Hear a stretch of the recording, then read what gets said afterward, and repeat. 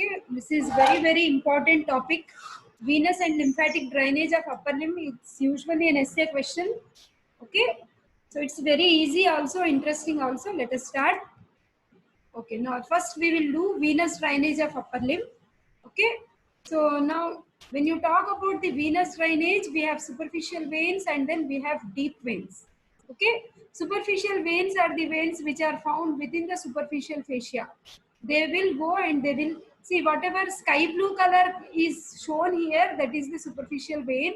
Whatever dark blue color is shown here, that is deep veins. Okay, so superficial veins and deep veins, they are getting connected to each other via usually perforating veins. Now we will elaborate on this. Now let us see. So see, superficial veins, all of them are finally draining into this vein, which is nothing but axillary vein. Now deep veins, they lie deep to the muscles. Now if you remember like branching pattern of like continuation of brachiocephalic trunk, you will see on the right side subclavian artery. Subclavian artery's continuation is axillary artery. Axillary artery's continuation is brachial artery. Brachial artery will divide into radial and ulnar artery. They form superficial and deep arches in the palm. No, superficial palmar arch and deep palmar arch. When we talk about venous drainage, we should go in reverse direction. Okay. So we have dorsal venous arch, which is seen on the dorsum, and towards the thumb, that is the lateral aspect, and towards the little finger is the medial aspect. From the lateral aspect, we have cephalic vein. From the medial aspect, we will have basilic vein. These are two superficial veins which are connected at the cubital fossa by means of median cubital vein. Finally, this basilic vein, you can see it is draining into axillary, and cephalic also higher up. Finally, it is also draining into axillary vein. That means what? Deep veins, they lie deep to the muscles and they accompany arteries as vena commitants. What is the meaning of vena commitants? If you find two veins on either side of artery, then you call it as vena commitants. Okay. So for radial artery, for ulnar artery, for brachial artery, I am going in reverse direction. Okay. All these arteries will have veins on either side, beta. We call it as vena commitants. Okay. Now, first of all, we are now talking about which veins? The veins which are found in superficial fascia. We call them as superficial veins. Now see here, towards the thumb we have cephalic vein. Towards the little finger, that is medially, we have basilic vein. Okay.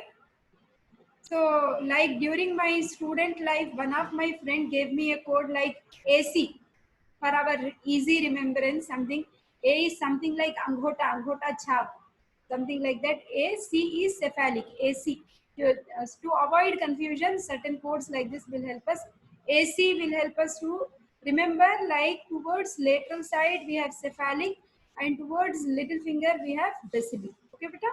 So connecting cephalic and basilic, we have median cubital vein. Okay. Then apart from that, in the middle, if you observe, there is one more vein which is called as medial vein of forearm, also called as median antebrachial vein. It is present exactly in the midline. You call it as median. Okay, beta? That is. Now if you see in our dorsum, see, if you just check your dorsum, your mom's or brother's, sister's dorsum, you will see there is some arch over the dorsum of the hand. So this arch is, see, even for two identical twins, we will never see this dorsal venous arch identical. It is unique and it is different for any individual. Okay. So basically on the dorsum of the hand, we have a venous arch. You call it as dorsal venous arch. So whatever veins we are finding starting from the digits, you call them as digital veins. Okay. Venous drainage is always in reverse direction. You should trace it towards the heart. Start from the digits and take it towards the heart. Okay, beta? So all these veins are digital veins. So digital veins are draining into dorsal venous arch. The dorsal venous arch is continuing medially as basilic vein. Laterally towards the thumb, it is cephalic vein, AC. Okay. cephalic vein laterally, basilic vein medially. Okay, so the blood from the hand drains chiefly into dorsal venous network on the back of the hand. Dorsal venous network is formed by the dorsal metacarpal veins. Okay, so these are the digital veins. The digital veins are draining into metacarpal veins. Metacarpal veins are draining into dorsal venous arch. Okay, you can see everything now. So many veins are there. Dorsal digital veins. Okay, in between whatever veins are there, we call them as intercapitular veins. Okay, we have metacarpal veins, and then they are draining into dorsal venous arch. Okay, so if you understand it diagrammatically, you can write in your own words. Now, see towards the thumb, we have lateral end. The lateral end dorsal venous network is joining with dorsal digital vein on the radial side of, this is the index finger, and also from both the sides of the thumb. 3 veins you are finding, 1, 2, and 3. Okay, so radial side of index finger, radial is nothing but lateral side.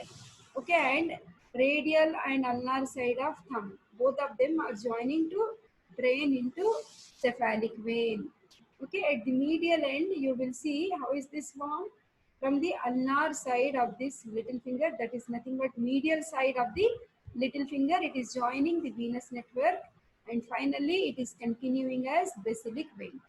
Okay, now cephalic vein is formed in anatomical snuff box. Okay, as we proceed with the muscles, we will come across the extensor tendons. So in that extensor tendons, you will see we will talk about the anatomical snuff box. For now, I'm showing you this is the point where we have anatomical snuff box, where usually olden days people used to sniff something like zarda and all. Okay, then so this anatomical snuff box, what is one of the important content we have? Cephalic vein. Okay, so that is undergoing a spiral course upwards. Okay, it appears in front of the elbow where it is connected by basilic vein by means of median cubital vein. This we know very well. You can see better now. This is the anatomical snuff box, and you can see the vein which is cut over here is nothing but the cephalic vein. Okay. So we have the tendons of abductor pollicis longus, extensor pollicis brevis, and extensor pollicis longus. Okay. Chief content would be radial artery beta. Apart from you are finding vena commitants here. On either side of radial artery, you are seeing the vena commitants. This is the point we generally take for radial pulse also. Okay, you can see the like prominence of these tendons, and this is the anatomical snuff box here. Okay, you can see the tendons. Okay, this becomes the abductor pollicis longus. Okay, and this side this becomes the like extensor carpi radialis longus we have. Okay, in between whatever fossa depression we are finding, this is nothing but the anatomical snuff box. Okay. Here also again tendons are shown. Extensor pollicis longus, extensor pollicis brevis. We are finding chief content is the radial artery, and the vein which is passing by there is cephalic vein. Okay. This picture we have already been seeing. Now, when you see the upward course runs along the cephalic vein is running laterally. Okay, on the lateral side of the, see this muscle is biceps brachii, and then this groove, this is, we know this round contour of shoulder is formed by which muscle? Deltoid muscle. So between the deltoid and pectoralis major, you name this groove as deltopectoral groove. Okay, within the deltopectoral groove, you are finding the cephalic vein is running. Okay, and it is actually receiving a tributary, that is the deltoid branch of thoracoacromial artery. Okay, in deltopectoral triangle, it pierces the clavipectoral fascia. You remember clavipectoral fascia, which was attached to the margins of the subclavian groove. Hema, can you speak to me? Anyone? Hansraj, Abhinav, Ritika. Clavipectoral fascia splits to enclose subclavius. Teres minor. Not teres minor. Huh? Array, subclavius and pectoralis minor. No, Hema, what happened? Nobody of you are Yes, ma'am. studying. Subclavian I told, ma'am. Okay, okay. Please study better, okay? I will be taking your exam very shortly. You are not paying attention to my words at all. Shabana ma'am lied, why we should obey her or something like that. Is that like that? Then like nobody has submitted yet except Abhinav. Okay, so in the deltopectoral groove, you are finding the cephalic vein is running. So clavipectoral fascia is seen below the pectoralis major muscle, enclosing the subclavius and pectoralis minor, isn't it? Lateral pectoral nerve, cephalic vein, thoracoacromial artery, and lymphatic vessels pierce the clavipectoral fascia. One of the structure which has pierced was cephalic vein. Okay. Finally, this cephalic vein is draining into this vein. What is the name of this vein now? Big vein, deeper vein. That is axillary vein. Okay. See, you can see deltopectoral groove more clearly now. This is our pectoralis major muscle. Hansraj, what is the name of this muscle, beta? ये वाली Serratus anterior, very good बेटा. ये वाली कौन सी है? deltoid, Excellent बेटा. अच्छा, nice, very good. तो ये दोनों के बीच में what is the name of this groove? Deltopectoral deltopectoral, groove. What is the name of this structure which is passing? ये कौन सी vein है? yeah, cephalic, Excellent बेटा. Cephalic vein. अभी देखो. So this is biceps brachiae muscle बेटा. Okay. So this is our cephalic vein. This is basilic vein. Connecting them, we have median cubital vein. This is median antebrachial vein. Okay, beach midline, whatever we say. Okay. Ma'am antebrachial forearm के लिए word use हो रहा है क्या? हाँ, forearm के लिए use हो रहा बेटा. Okay. Okay, brachial is arm, antebrachial is forearm. ठीक है बेटा. Now cardiac catheterization. What do you mean by cardiac catheterization? I'll show you better pictures as we proceed. So that means you are passing a catheter into the heart via cephalic vein. Usually it is not preferred, okay, because of possible obstruction of venous catheter. Again, there is a communication here, no? So catheter may not go straight. It may by mistake enter into any of these communications. Okay, that's right. Now see here. Okay, this is actually Datta's diagram, beta. It's actually, what is this? Cephalic. ये वाला basilic. ये median vein of forearm or antebrachial vein. Median cubital vein, isn't it?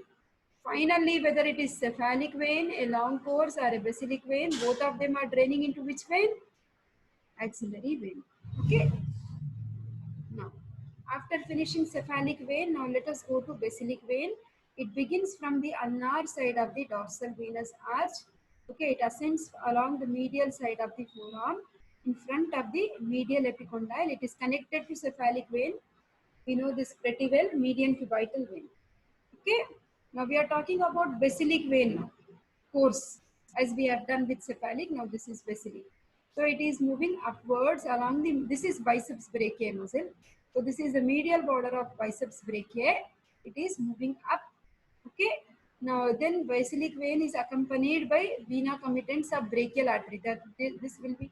Can you see these two small veins, shaded ones, which these are nothing but the vena committents, which are seen on either side of the brachial artery. Finally, we know the basilic vein is also draining into axillary vein.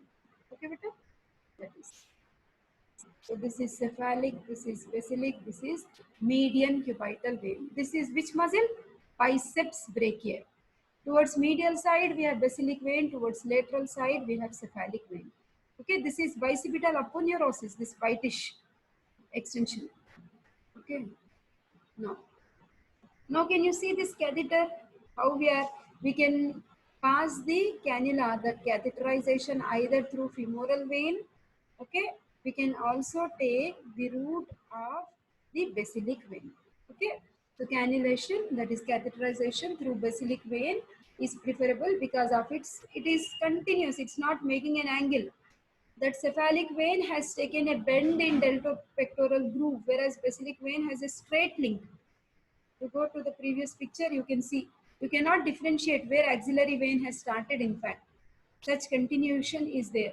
Whereas if you see cephalic vein, it is taking a bend here. So there may be some problem when we are doing cardiac catheterization. It has to pass through a twisted route. So that we can avoid by making use of direct basilic vein. So basilic vein will be passing through axillary vein, then into subclavian vein, then brachiocephalic vein, then superior vena cava, and finally the catheter will be entering into the right atrium of the heart. Okay. Then coming to median cubital vein itself can be a 5 marks question, or it can be also a 3 marks question. So we know it is anastomosing channel in front of the elbow between the cephalic and basilic vein. Okay, it is moving. See, the direction is the flow of blood is upwards and medially. That means the connection is between cephalic vein and basilic vein. The blood has to move towards the heart. You remember like that, it becomes easy. Okay, यहाँ से towards the heart. It moves. Okay, then. And if you see, like in the previous pictures, we also had nerves. No, see, this is the medial cutaneous nerve of forearm. This is the lateral cutaneous nerve of forearm. In fact, the median cubital vein is lying between the medial and lateral cutaneous nerves of forearm. Okay, and this median cubital vein communicates with the deep veins of forearm. What are the deep veins we will have? Radial vein, ulnar vein, brachial vein, axillary vein, like that. Okay, so this median cubital vein has communications with deeper veins. Okay, beta? So you are finding, what is the name of this muscle I have been telling you? Hima, Bicep. what is this extension? Bicipital aponeurosis. Okay, upon Europe. This is medial side, no beta? So can you tell me what is this projection? Medial epicondyle. Okay. The medial epicondyle, what do we get? Common flexors, all flexor tendons these are. Okay. Okay. Lateral epicondyle, we have extensors, common extensors. Okay. What is the artery which is coming like this, beta? Because picture is here, I am telling you, you should get as much orientation as possible. It becomes easy for your viva. What is this, beta? Brachial artery, no? Yes. Brachial artery.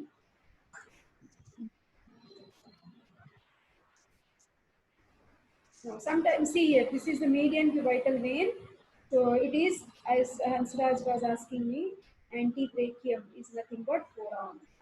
Another name is median vein of forearm is also draining into median cubital vein. So it is draining the venous blood from superficial palmar plexus, then it is ascending on the front of the forearm, and it is draining into median cubital vein. Sometimes it may bifurcate. Okay, it may become Y-shaped. Okay, one tributary may go into cephalic vein, one tributary may go into basilic vein, like that. Or directly it may drain into veins, and it will not have a unique or like not something like the same type of distribution. 100% veins will have a different ways of patterns. Always remember, veins are not constant. Venous drainage is always different for each individual. Okay, but the maximum type of thing what we find in many individuals we take as standard. That's it. But venous drainage always variations. It varies from person to person. Okay. Now coming to the median cubital vein applied anatomy. We know it is selected for the withdrawal of blood when you are going for certain investigations, or when you are planning for IV injections, or if for blood transfusion or cardiac catheterization. So why do we choose this? First thing, it is very much accessible. You just look into your own cubital fossa, you will be able to see that bluish vein. That is nothing but the median cubital vein. Okay, and you can easily access it, and it is just now I was showing you that whitish extension. What was that? Bicipital aponeurosis. Okay, the bicipital aponeurosis is also nicely supporting the median cubital vein.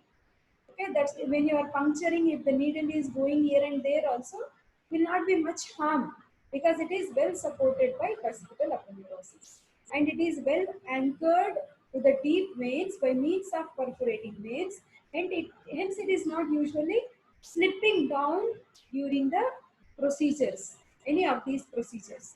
This makes it very much unique for the collection of blood, okay, venous blood.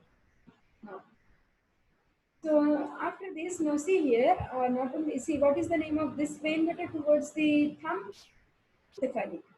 Okay. Now, internal arteriovenous fistulae. We generally use this whenever we require dialysis when renal kidney is completely failing. Then you will see the venous blood is being collected through certain vein like a cephalic vein, and it is like in the renal system of physiology. We have seen there is a machine dialysate which completely filters this blood. Once the filtered blood is there, it is coming back to the artery. So there is a fistula. What is fistula? I told you when we were doing abdomen, vesico, recto, vaginal fistula. So many different types of fistulas. Abnormal communication. But this is not abnormal. This is something which we have created so as to treat the dialysis case. Okay, now let us read. See, internal arteriovenous fistulae. We are establishing, we are creating when we are giving dialysis treatment in case of renal failure. Generally, we choose cephalic vein and radial artery. Nothing but structures which are easily accessible. What is the name of this area, beta? Just now I told you. Snuff box. Anatomical snuff box, isn't it? So there you can access it easily. Okay. So and because it is more superficial, it is easy for us to do repeated venipuncture also and to access the bloodstream. Okay. So that finishes the light blue veins that were superficial veins. Now then we have deep veins. So deep veins are nothing but the vena commitants of the radial and ulnar arteries. They are found on either side of the radial artery and ulnar artery. Two veins, we call them as vena commitants. Okay. You remember the branching pattern? Hema fast. Brachiocephalic artery continues as subclavian. Subclavian artery continues as axillary. Axillary? Then brachial artery. Very good. Brachial Brachial divide. to radial and ulnar. Excellent. That is arterial supply. For venous drainage, you should go reverse. Okay, dorsal venous arch. Okay, then but medially we have the ulnar vein. Laterally we have the radial vein. Both of them will join in the axillary vein. Okay. So vena committents are found on either side of radial artery, ulnar artery, and also brachial artery. Finally, all these, if it is vena committents of radial and ulnar arteries, they will drain into the vena committents of brachial artery.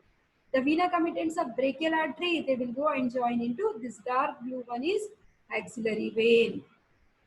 Okay, where exactly does it join? At the lower border of teres major.